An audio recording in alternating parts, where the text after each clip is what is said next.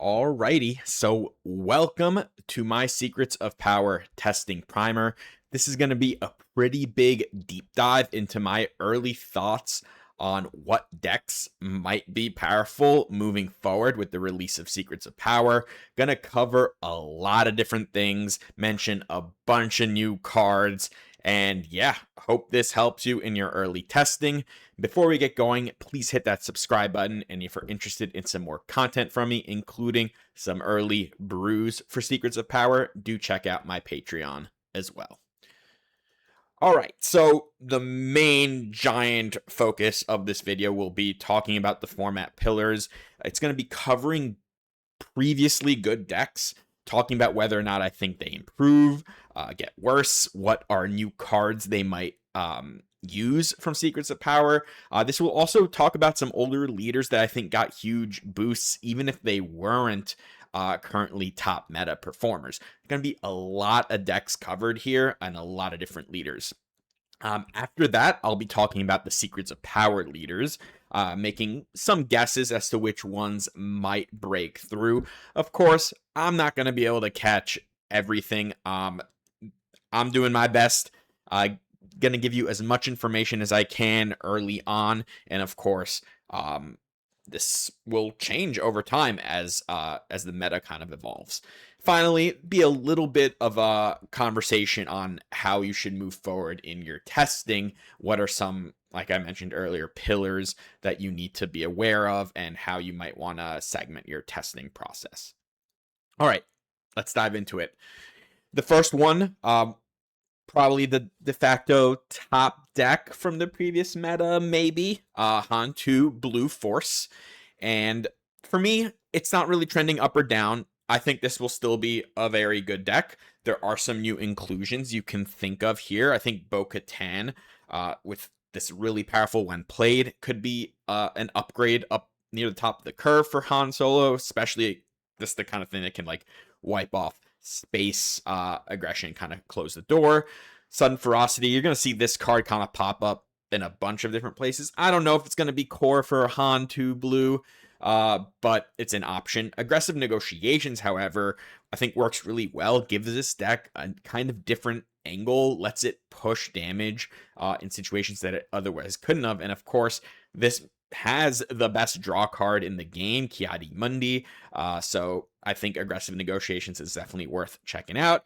Lastly, Karis Nemik. The card is just very powerful. This is not a Hantu specific synergy. In fact, probably has less synergy in Hantu than it does in a lot of other situations. But it might still just be worth it because of how good the card is. Overall, this is a pretty solid place to start. I don't think anything is going to get incredibly hostile for Hantu Blue in this meta. I think it still has good game into space decks. It can still outgrind control decks on the back of Ki-Adi-Mundi and close out with Krayt Dragons. It's just got tools to mess with a lot of things. And yeah, I think an excellent kind of first stop, even though the deck itself isn't going to change very much because it is a Force synergy deck. It's very tied into Legends of the Force synergies. And next, might as well cover the other one, Anakin Blue Force. And, you know, a lot of these, 3 of these cards are the exact same ones, although I think Anakin might benefit a little more from something like Nemik, because now he gets 2 bodies to trigger on his ability, right? Nemik can go for 5. The Spy can actually attack for 4 with Anakin, so I think makes even more sense here. And then you can also look at Cinta, because now you're playing a 6-cost leader that can flip into a giant attack monster. Is Cinta going to be core here? I'm not sure either. I think it's worth exploring Anakin and throwing some Cintas in there to kind of try to 2-action your opponent a little quicker, right? You just flip, attack for 8 or something, and then you can quickly claim because you just cheated a bunch of actions. Other than that, this is still a red-blue Force deck. It's a lot of what I was talking about with Hantu applies here as well. The deck plays a little differently, but I think the trending line here is also just kind of status quo in the meantime. All right, next, another Han 1 green. This is a deck that I don't think gains that much. You can look at things like Queen Amidala and Captain Typho. There's nothing that specifically kind of makes Han synergies better. It is still a deck that wants to do the 5 to 7. It's still a deck that often has a decent amount of space units, and I think where this deck might actually shine is if we move into a pretty high level of pilots. Then Han has game into those decks and can be tuned to probably be pretty favorable against them.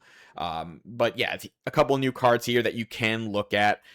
You can ramp into Queen Amidala early. Captain Typho will probably help against some aggro decks. It's a really powerful Sentinel.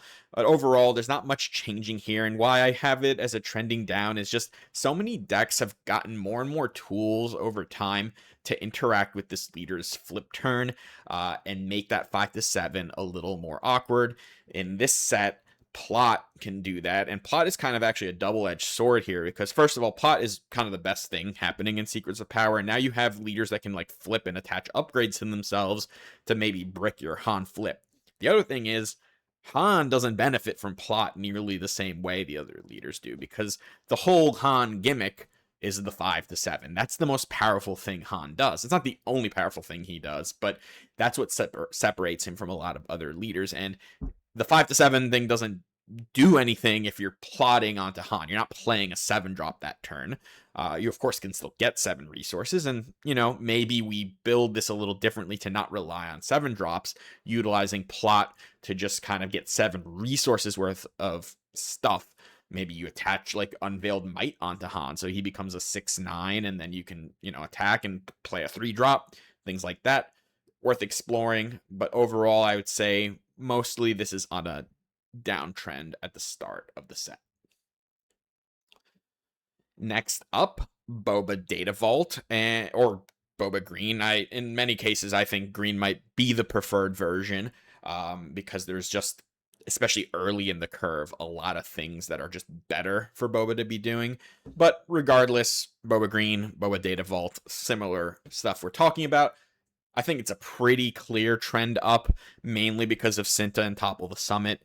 These are both fantastic in Boba and give you very, very good angles into two different things, right? Topple the Summit can often be a one-sided board wipe for this leader, and Cinta, of course, can do the thing she does in like every deck, which is kind of try to 2-action your opponent by cheating a bunch of actions. So very good stuff for Boba. You also have just new 2-drops that you can look at, like the Dark Trooper and Cyril. I think both can make sense as slight upgrades to other early plays there.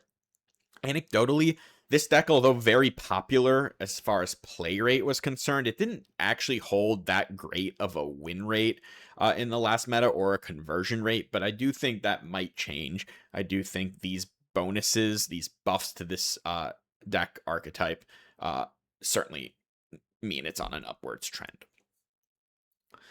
All right, and here's another pilot, one that I think is on a bit of a downtrend, and I'll start with the anecdote here. Vader, of like the top 15 played decks last meta, had by far the worst win rate out of any of them, if we're looking at stats. Now, I don't think stats are the whole picture. They're just a piece of information, but he had negative win rates until like 9 of the top 10 decks. And that's not a great place to start. I think the deck was likely getting kind of hated out incidentally by a lot of things, right? Early in the Force Throw world, a lot of those decks were just favored into it. After that, I don't think much changed somehow, even though Force Throw, of course, was suspended. But it is getting buffs. They're not like major movers, honestly. A-Wing and Screeching TIE Fighter are both better 1-drops than some of the other 1-drops the deck was playing, but they are still essentially the same thing. They're like very similar cards, just very slight upgrades, which of course we'll take. There's other things you can look at, like Gurinden for his flip turn to try to hit like a Bamboozle or something like that. So just anything that might interact with your flip turn, because of course this is not a Cinta deck unless you move Vader into red, but honestly I think yellow's still probably where it's at. And for the same reason, Trade Route Taxation is another one You'll basically always have it online because when he flips, you're going to make 2 TIE fighters. You're going to have more units than your opponent, so you can shut down events for a full turn, blocking like the spaceport wipe, the turn you flip, or things like that. But overall, I would still say I'm not expecting win rates to drastically increase because while he is getting better, a lot of the other pilots are also getting better. And it's a little hazardous for this leader against some other pilots because they are better at, like, they have like better units in space, and if they can keep you off of like your main in good stuff, which is like your sanctioners shuttle, your clone ship, things like that, if they can just kind of mess with you, it's difficult for this deck to kind of rebound. And I think even though it's getting buffs, enough other decks are getting buffs that are going to be interacting with it decently well. Of course, other leaders that have already been pretty good into Vader aren't going away. So let's start. For me, this is a starting at a trend down, mostly also because it was already not performing that well in the previous meta. We'll have to keep tabs on whether or not these new additions just make it more consistent. All right, next up, another downtrender. And, you know, I mentioned Vader had the one of the worst, or the worst win rates of like the top 15 played decks. Talzin was actually the second worst, surprisingly, because it is a deck that won not only the largest tournament, which was Worlds, it then also won, I believe, the regional. So it won like the 2 biggest events. Yet I still think the deck itself might not have been quite on the same tier as a lot of other top finishers, which, you know, in the larger scheme of things might not mean very much. It did win those tournaments, but pre-force throw and post-force throw, in both cases, it won one of those events, and it was still really not holding much of a positive conversion rate or win rate in tournaments. It can be for a lot of different reasons. I'm not going to talk about those reasons, like if the deck's harder to play than some other things. These are mostly anecdotal comments and unprovable, so it's not something that's really worth digging into. Overall, in my experience playing with it and against it, it kind of matched my thoughts, and especially post force throw, I was not particularly impressed with the deck itself. Now, it is getting some buffs, and not a ton, though. Certainly not as many as some other leaders. You can look at Trace Acolyte. I don't know if this deck needs another 2-drop force unit, but it is a sturdier one than some other options that you include. And then you can look at these plot cards. Cad Bane, although not as good as it's going to be in a Kira deck, does have pretty nice synergy with Talzin because she can shrink something before she flips. So your Cad can kind of kill a 3 health unit in that way. Sudden Ferocity, of course, I think it works in a lot of these leaders, but, you know, flip a 3/7 into a 6/7. All of a sudden, you can just try to close out games that way. There's not a ton else that I think really increases the power level here. And again, because so many other decks are getting way better, and this one is already starting, in my mind, a bit behind. Again, I understand it. It won giant tournaments, and maybe I'm not buying into like that success as much, but look, the floor here is very high. The leader itself is just incredibly strong, right? It's an incredibly pushed unit and leader ability, so it's just like the floor can't be that low. I'm just not sure the ceiling right now is where it needs to be. So we'll start with downtrend. All right, next up, Sabine ECL, the ever-present deck that every new set comes out, and we all think a different leader will be the good aggro deck, and then it's just Sabine again. Well, it might still just be Sabine again, although there's one we'll talk about a little later that is not a particularly popular deck that might encroach on Sabine's territory, but I don't think it's going to be Cassian as far as like aggro, red-green hero decks, but Sabine gets some upgrades, and I think Jar Jar Binks is an insane upgrade for her because it does so much. First of all, you push a bunch of damage. She's going to be unkillable when you flip into a 4/7 that attacks for 5. You insulate from Power of the Dark Side because of Jar Jar, and just you put more units into play. You're more likely to keep initiative because you plot, and then you can, play another 2 resources, and a great one is like Yoda's Lightsaber, which is something that's already gotten played in Sabine as just a cheaper way to push damage than Darksaber, and now all of a sudden you can do both of these buffs in one turn and really go crazy there. Karis Nemec, of course, it's just a massive upgrade for this deck. Such a good unit. No questions asked. That's going in so many decks, and it happens to be a Rebel too, so it has the Fleet Lieutenant synergy. Kazuda, it's a maybe. It's pretty sturdy. Very difficult to kill this unit. It's gonna attack for 6 if your opponent ever played a resupply. I think it's an option. Is it better than K2? Still probably not, because K2 is always going to guarantee some damage and happens to also be a really good ECL target because of the overwhelm, but worth looking at. Sabine, for me, it's still trending neutral, even with these buffs, because a lot of decks can sometimes race with this now, especially some pilots. There's a lot of tension there about like how much you're supposed to interact, how much they're supposed to interact. Sabine wasn't a top performer in the previous meta either, which means it definitely needed some help. Although, for many, I think they're waiting, counting the days before they don't have to deal with this leader anymore. It is still probably on rate the most powerful 4-drop aggro leader we've seen, just because there's not much build around synergy required here. It's just well statted and does damage all the game, like forever, just keeps dealing damage. So, one more set, you're going to have to deal with this most likely in some amount. I can't imagine it's going away. All right, next up, Kira Green, Kira Data Vault. Definitely on an uptrend. The biggest reason is the Cad Bane unit, whose synergy with this leader is tremendous. Know how good Devastating Gunship is with Kira. This is so much better because it action cheats and doesn't actually require a card from your hand. Absolutely fantastic to be able to get 2 4-power units into play simultaneously, kill something, and then be able to represent a barrage or a craving power the next turn. This is maybe single-handedly one of the biggest buffs any leader has gotten.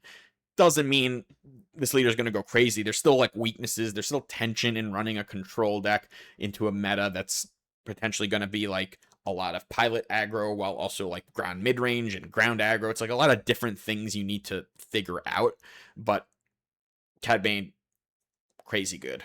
Dark Trooper, another one. Like, does this just replace like Hyloban Enforcer, or maybe it works in conjunction and you play more early plays? It's just a really good unit.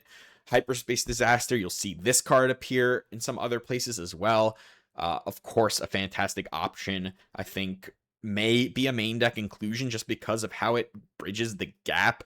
The 7 resource turn is the weakest Kira has against space decks, because that's when you play things like Vader and Maul, and they don't do anything against space decks. Well, this does a lot there, and coming that turn earlier means one less turn for your opponent to like push, let's say 9 damage at you or whatever it's going to be. So all of a sudden you're going to stabilize at 20 instead of 29.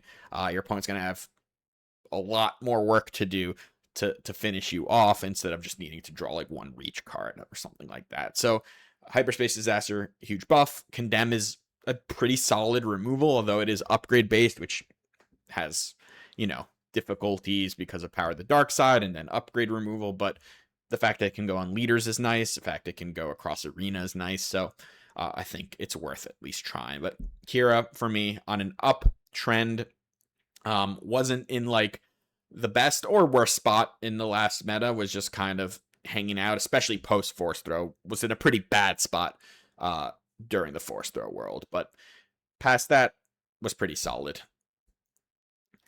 And here's another blue-green, the hero version, and I needed 2 rows for all the upgrades Ray got. Ray Green, the deck that will just grind you to pieces with low impact units.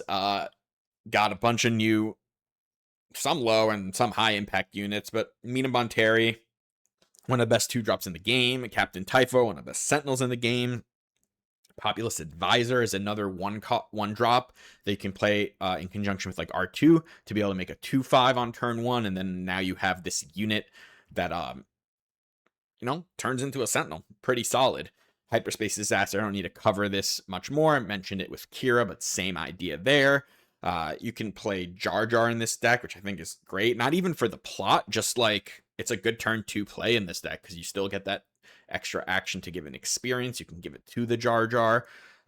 Captain Rex, a new really chunky Sentinel that may just be better than things like Obi-Wan and other options that were in that slot. You can look at Figure of Unity. This is a deck that plays a bunch of stuff all the time, just always has a wide board, and Queen Amidala can also be looked at, although I'm not sure it's really necessary for a Ray deck to be running like a 5 cost that gums up the ground. It's already a deck that's so good at that.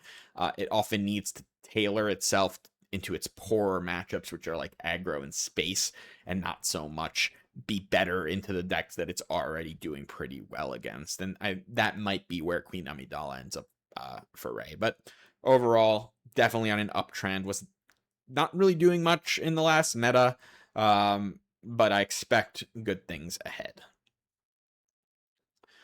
All right, Quinlan Tarkentown. For me, uptrend. It was definitely on a downtrend after the Force Throw suspension, but why are we going up? Well, because we got new cards, and may not be a ton of them, but they're good. Sudden Ferocity, mentioned it similar to Talzin.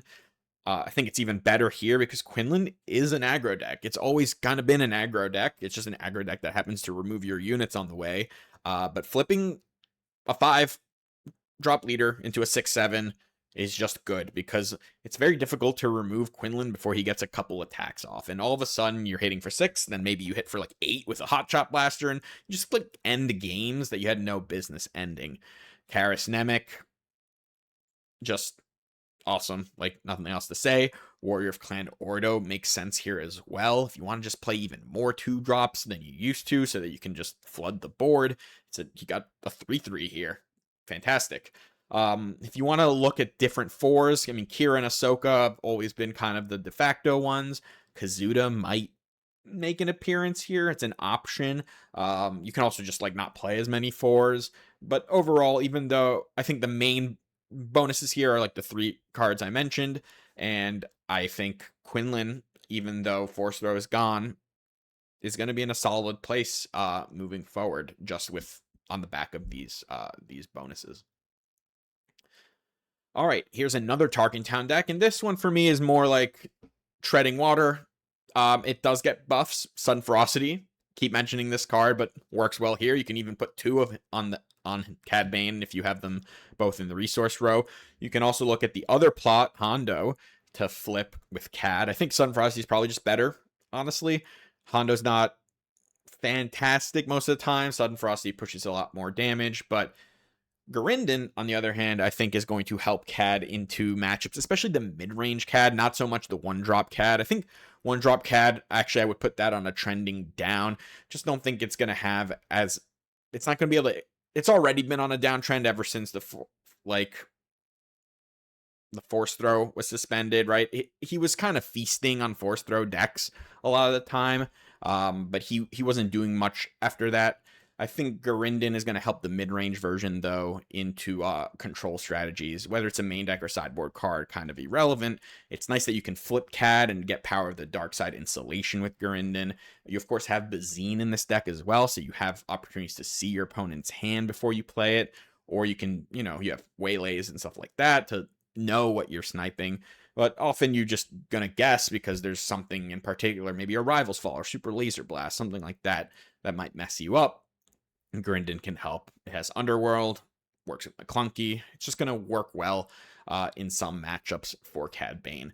I would say, since he's not getting nearly as many upgrades, there's other Underworld units. There's like the 3/4 that deals more damage when your opponent has wounded units and things like that. But overall, I think most of the other Underworld units are just mostly downgrades from cards we already have in the Cad Bane deck. So I'd caution you on over changing the Cad Bane stuff and cutting things like Nile Marauder or Boba for the other 3-drops.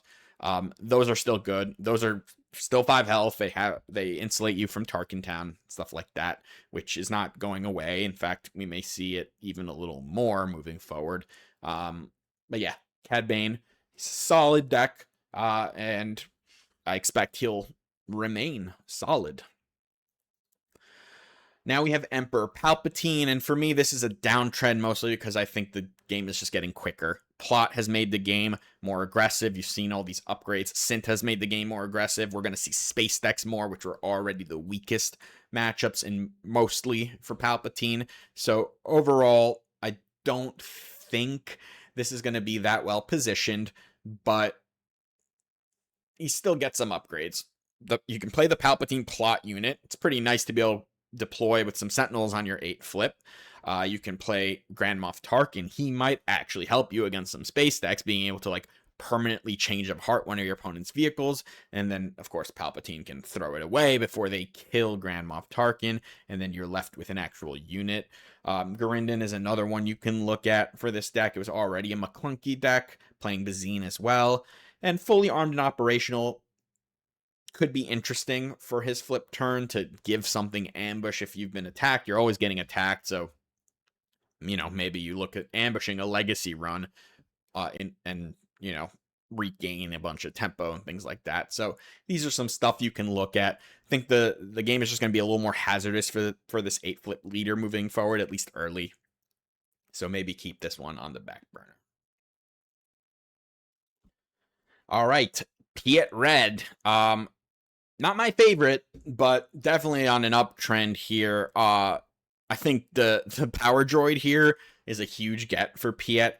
Being able to play a 5-drop on turn 2 is really really crazy, and just can snowball games. You also get another powerful droid here with the Imperial Dark Trooper, which of course is a good pull out of the invisible hand, and you have redundancy in your 8-drop slot, which you often didn't have Devastator in your hand. Well, now you just have more versions of it. It's not quite as good as Devastator, but there's more of them and more ways to draw them. And Piet is also a deck that's pretty good against space aggro, which I've mentioned a few times now, may be on an uptrend. So being able to play enormous space units early in the game, getting another ramp card for this deck, right? Because resupply, often not enough, super laser tech. Sometimes you can't even self-kill it. Well, all of a sudden you have another one. You got redundancy in that department. You got redundancy in your 8-drop department. You got another good 2-drop droid to pull out of invisible hand. The deck's gotten better. It's still a deck that just does one thing, tries to do it every game. There's not much of wiggle room here, but can't lie. I think it's on an upwards slope.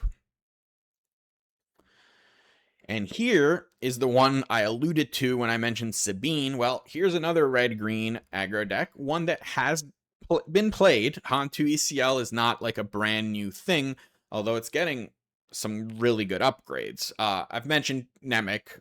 It's not a specific Han2 upgrade.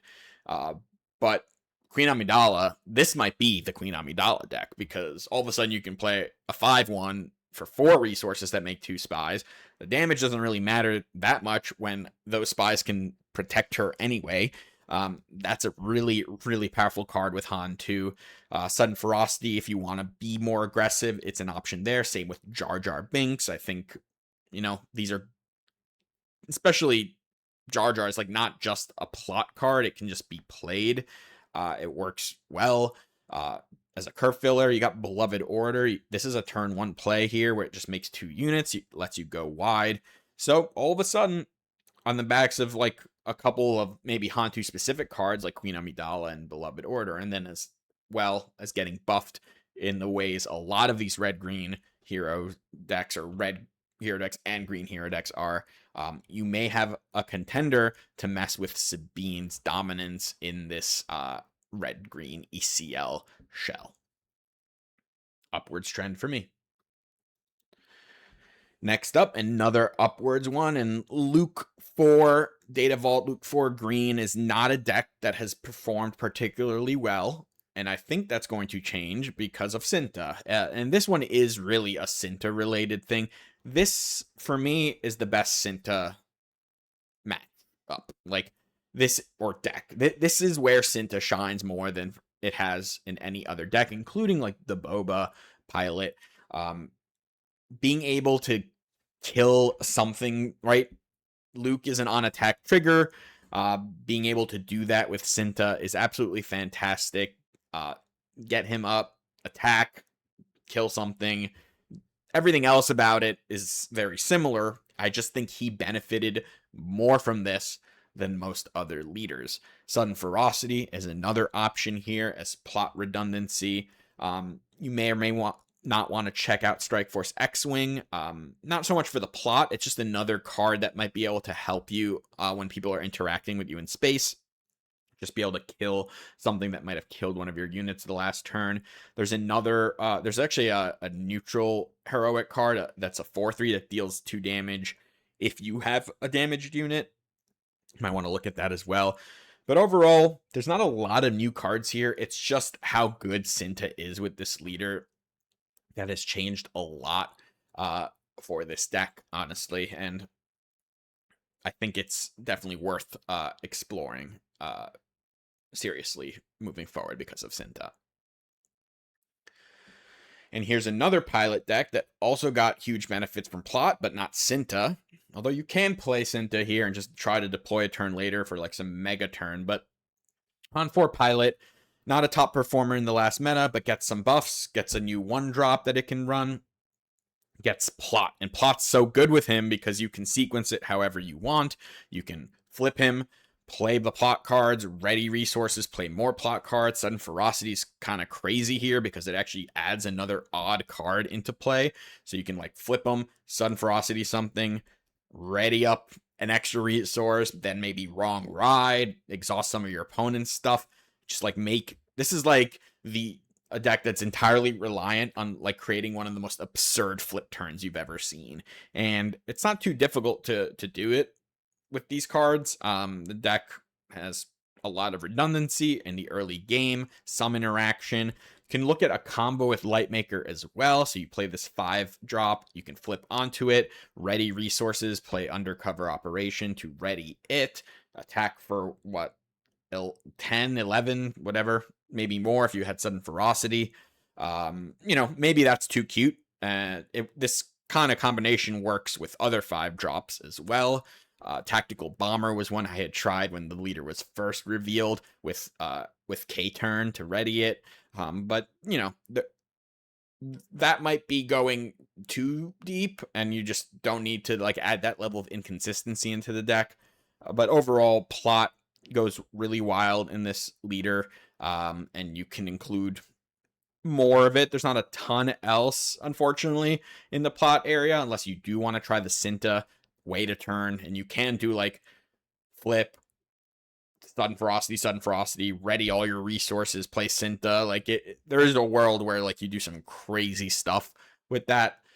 There's some fragility to the build itself because if your opponent is removing your stuff, it's kind of difficult to rebound, similar to how like Vader has difficulty because it is just a bunch of like junky units a lot of the time. But I think it got a lot better and upwards trend for me. All right, here's some quick hitters. Not going to deep dive here. Thrawn, mostly with green, I think fits in the same like realm as Kira, and some of the upgrades like hyperspace, space removal card is a buff for him. He also gets there's a new upgrade that when defeated that defeats a unit with 3 or less health, so you get a double trigger on that.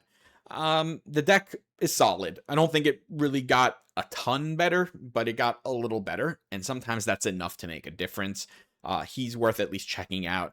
For the most part, I think Kylo didn't get any better. If you're looking at any Kylo, complete non-synergy with plot, which is the best mechanic in this set, so nothing to do there. It was already on a major downtrend once Force Throw got suspended for the Kylo Tarkintown build, and then as well as like the green. I don't think it got help really in comparison to what something like Kira did or even Thrawn. And again, like the plot non-synergy here. Yoda, I think, is also on a downtrend. Red was kind of the main player when Force Throw was around. When Force Throw got suspended, a lot of people moved to green Yoda. And while the deck didn't really get any worse, I think the environment will get worse. I mentioned it a lot with Palp. I think decks are just getting quicker Yoda is not going to love when decks get quicker. When space decks are more present, it's a little more difficult. There is a new card that gives -2/-2 and draws. That works well with the Ray version if you can kind of stack that, because you can do like -2/-2 and then draw Ray, deal 2. So there's like a cool synergy there. You do get the space board wipe for this deck, but overall, I would say it's on a downtrend. Iden, and this is like a placeholder for any hard control. Major down, in my opinion. You have cards like Nemec. Just people playing that card on turn 1 against a hard control deck is just miserable. You have to like power the dark side it. They get another unit. They play another drop. It's just wild how like one card like that can mess up an entire strategy. But it's not just that, right? Space decks, more aggression. Queen Amidala, for instance, in any like green hero deck can be a nightmare for decks like this.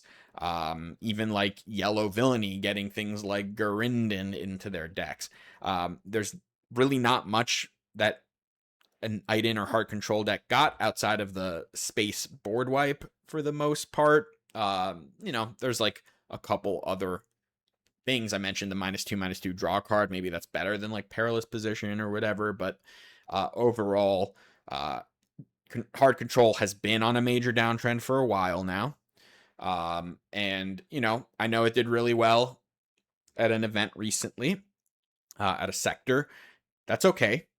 Just because something does really well doesn't always mean it's very well positioned. And I will stand by that. I don't think hard control is particularly well positioned towards the end of the Legends of the Force meta. And I don't think it will be very well positioned moving forward into the Secrets of Power meta. And lastly, Gar Saxon was another like pretty popular deck, not like majorly popular, mostly with green, ECL. I don't think much changes here for this deck. Didn't really get any better, didn't really get any worse. It was never really a top deck anyway. It's solid. It still tries to like beat up on like other mid-range decks on the back of like ECL Vader. It can turn the corner pretty quickly for a 6 deploy leader. But not much for me to like talk more about. All right. So early insights into Legends of the Force. So new cards, I mentioned a lot of them. There are a lot of good new cards. I think mostly they are buffing older leaders, which is what we spent a lot of time just talking about. I'm not really expecting that many new leaders to make major dents in the meta. I'll talk about a few of them that I think might. But overall, I would say more of the power is in cards that are buffing older leaders, at least for the next 4 months. Post-rotation, we'll have to wait and see. Aggro is definitely what I think got benefited more than basically anything else. A lot of different styles of aggro deck, space, ground, whatever. Big buffs. And then lastly, the main power mechanic here is plot, and it turns out it is a very powerful mechanic to be able to action sheet a card from your resource row on your leader deploy. The leader deploy was already like the most powerful thing a leader does, and now all of a sudden, you can, do even more. So look out for plot. So let's dive into some leaders, and the first one I'll probably talk about the most is Padme. This build, this deck, Padme Tarkin Town specifically, is very similar in style to Quinlan. It's always going to be compared a little bit to that. It's a ping Tarkin Town deck in yellow, red hero. It's going to share a lot of cards as well. It is still aggressive, although it's going to be less aggressive. You're deploying later. The deck sort of builds itself because a lot of the synergy cards, as you can see here, they're just kind of all made for this leader. And most of the disclosed cards that you are going to play are early drops. So you have a combination of some that can disclose on attack, like Warrior of Clan Ordo and Bale, and a couple that disclose when played, like Faith in Your Friends and R2-D2. And Faith in Your Friends does require a heavy yellow build, but is a very powerful card with Padme. And this, again, it's a ping Target Town deck. Does your opponent pass into you? Well, if they pass into you, you can play Warrior of Clan Ordo, and then you're just going to get your ping off next turn. He, of course, can like kill 4 health units on attack because of that ping and not even need to use the Tarkin Town. And if they play into you and you happen to have R2 or Faith in your friends, you can, get that first turn kill. A lot of like learning these play patterns is going to take some practice and how games against Padme unfold. Past that, I mean, Karis Namek he's got disclosed when defeated, so he's actually pretty good against Tarkin Town decks, especially with her, because if they Tarkin Town him, you disclose a card, and then you can do it back to your opponent and still have a spy. You have Merrin. That's another really good card with Padme, right? All of a sudden, this card is going to deal 3 damage instead of 2. And then you also have the card that says Padme on it, the Anakin unit. It's just the 3/4 raid 2 hidden in her deck. And lastly, I mentioned Sudden Ferocity, another really good thing to do with Padme. Make her enormous so you can close the game out. A lot of these games are going to play out in a similar way to Quinlan. Is this going to be better than Quinlan? I am not sold on that. It might be. Quinlan still has the absolute tremendous upside of deploying a turn earlier and barely even losing stats to compensate that. And his synergies, which are really missing in Amidala, are the ambush synergies with things like Plo Koon, Depa, and Han, all being able to deal that 1 extra, which means killing 7 health leaders with Plo, or potentially killing something, pinging something else out, so you can get like double kills. These are all things that, if you've played Quinlan, happen often with these units, and it's missing from Padme. And Quinlan's going to be a quicker deck because on the back of his earlier deploy. It's hard to tell this early what will really unfold here between those 2 leaders. I don't know. Like, I expect both will get played, although one will just be better. Like, if I'm being real, I think one will be better. I can't tell you which one yet. And the one thing about Padme's synergies that you need to keep in mind as you're playing is that most of the disclose are onto 2 drops, right? And because of that, to get her triggers, you need to keep them in your hand later in the game if you want.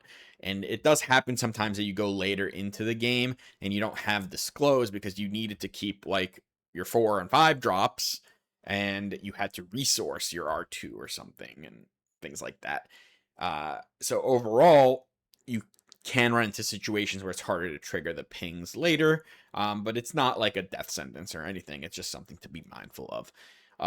This leader, I don't know if it's the best leader in the set. It just has like the build that's like, at least for me, the easiest to talk about, because it's just like, well, take the good Quinlan deck, add the cards that say disclose or discard, move some pieces around, and you've got your Padme deck. And there's a lot of things that you can include here. This isn't like an exhaustive list. These are just kind of like the staples, in more or less, that you can like maneuver around. But yeah, Padme, very interesting new leader. We'll see what happens when Tarkin Town rotates out. Quinlan, of course, is leaving the meta, so is like Cad Bane. But Padme will be here, and without Tarkin Town, a lot of this pinging stuff is just way less good. All right, and here's some other leaders I'll just briefly mention. Dedra, I think it's a solid deck. You can actually build this in 2 ways: hard aggro, or even hard control, which, I'm not thinking is in that great of a position, but it's cool that you can make like a blue-red Dedra. All of a sudden you have a leader that has like a built-in draw engine. That's an interesting thing for hard control. Of course, hard aggro works pretty cleanly with her as well. Issues here is just a little less resilient than like the hero ECL aggro decks, and can get hated out. Now, I think having such a powerful unit, it's a 2/5 with raid 2 most of the time, raises this floor, definitely gives villain aggro a little more of a chance. She might truly shine post-rotation, but we'll see. Sabe, not a leader I think is fantastic, but I think it's a pretty high floor. Can look at like a mono yellow deck here. It's gonna be hard aggro. It's a cunning style deck, right? You're going to try to push a bunch of damage, snipe the appropriate cards at the appropriate time, and sometimes even though the overall power level of the cards in your deck isn't like tremendously high, you're also kind of nerfing your opponent's deck and hand, and sometimes that's just going to be enough to like take your tempo and win. Dryden is an interesting one to build around as well, but he very much falls into like wrong half of the deck situation a lot of time, especially if we think like the meta will be split pretty evenly between space and ground. So building him is going to be a little challenging, especially early when we're not sure what the meta will look like. But he is a good Anakin enabler if you want to play in blue. Got the Palp return stuff. Turning any unit into ambush is, of course, incredibly powerful. It just the deck building constraints here with like lots of expensive cards, lots of cheap cards that are ambushing, then like the ground synergy, the space synergy, like how are we maneuvering this deck? More of a wait and see. Mon Mothma and Bale, I guess let's talk about Mon Mothma first. Basically, the only thing I can see here is like double green Unity of Purpose style deck. It does one thing very well. It's just that one thing isn't always great. It's easily disruptible by a lot of decks. It doesn't actually race space aggro decks because although you can put 80 damage into play on your 6 resource turn, they're going to kill you before you kill them if everyone was just ignoring each other. So that doesn't always track. The Chancellor Palpatine unit is really good with her, though. It gives the deck a little bit of a different angle. Bale here, you can also play like a mono green aggro deck with like the droid base where you just keep making units. You can look into like a blue grindy version or a red aggro deck. He's interesting. It's a very interesting leader. It's a little tough to build around, and again, he can be easily disrupted, and he is a really weak unit on his own, but there's some cool stuff. Jabba, I think this is better than I first thought, although also can end up a little clunky. He is incredibly reliant on sticking on the board, and there are ways to remove him really easily, especially in like aggro decks. Having access to ECL Poe, being able to hit him for 8 is just absolutely backbreaking and ends the game on the spot. And then you also worry about like having enough anti-space cards in the deck.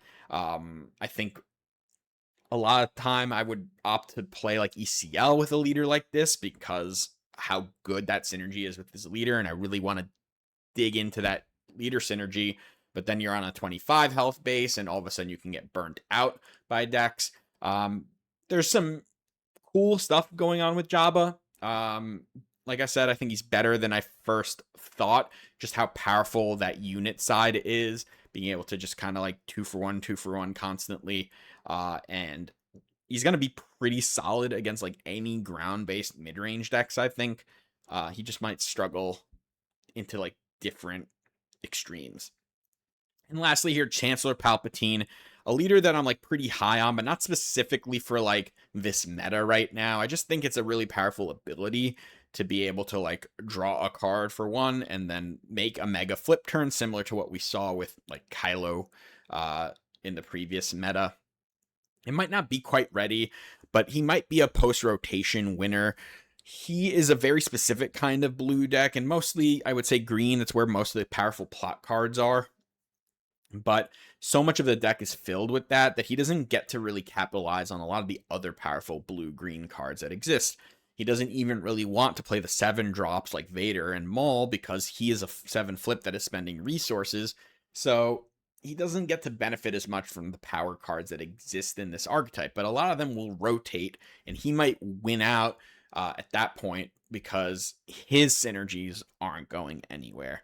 But he can create some really powerful flip turns. He's a really interesting leader to play with and mess around with. All right, I'll wrap this up. Just give you a little bit of ideas on how to start your testing. First you have to set your expectations. This takes time, it takes practice, but the first thing you do, of course, is build and like iterate on your deck, and you just kind of jam games. It doesn't really matter what you're jamming games into. Just be cognizant of what's happening in games, mostly from your end. It's not about winning or losing the games that you're playing. It's about getting a feel for what the deck does. And if it doesn't do the thing it needs to do consistently enough, you just go back to iterate, right? It's not about like, hey, I need to win 82% of my games before like I feel right. It's all about just understanding what the deck is doing, if it's even worth pursuing. But then once you want to get into like more active testing, these are some things I would have you consider. And the first is probably the pilots. I think just a lot of different ones might be popular. What is your answer for space aggro? Is it draw your space board wipe? Is it going to be I can race them on the ground? Do I need to jam a bunch of space units into my deck to interact? What is it that you're going to do? Following that, you need to figure out ground aggro. And, that's usually red-green villain, but, red-green hero, like ECL, Sabine, maybe Han. Quinlan is a pretty aggro deck, but he comes up in a different step here. But can you deal with those? Then you need to plan for ramp and green value and kind of lump these together, but there's a lot of different ways this plays out. Ramp control like Kira, green value mid-range like Ray. Those are both different things. Then there's like ramp with like Piet or whatever it is. You don't need to like figure out everything here, but I would mostly, it's Kira, Ray, like that realm of like grindy blue-green decks. How are you engaging with those? And you engage with them differently depending on which ones they are. Red Force Value Town, that's Kiadi decks. Can you outvalue these decks? And if you can't, how are you beating them? Are you beating them in space? Are you aggroing them out? These are things you need to figure out. And then Tarkin Town, that's the last one, and I still think this is a very relevant thing. Ping Tarkin Town, Quinlan, Cad Bane, Padme. These are all decks that you might still encounter. You need to know how to play against these decks, when you're supposed to pass, when you're supposed to just play into it, things like that. And, I don't expect any deck to just like cross off every one of these points and be like winning. That if you find that deck, then you did it. You won Star Wars. But mostly you need to understand which of these are good matchups, which aren't. How are you beating your bad matchups? Like what needs to happen in a game for you to win those matchups, so that even if it's like a 20%er, like what is your 20%? You need to be able to identify that. As you go through this, you do then go back to step 1. You iterate again. You make the tweaks. Okay, I want to be a little better into this ramp villain control stuff. What am I including in this deck? What am I maybe going to put in my sideboard? Things like that. Once you get a feel for these, then you can mess around with like outskirts, like other archetypes, things that are a little more fringe, things that you don't think will be as popular but will be present. And there's lots of examples for that. Maybe it's like Talzin, maybe it's Piet, like a decks that you don't think will be incredibly popular but you might bump into, just so you get an idea for how to play into those matchups. All right, that's it. That was a lot of talking.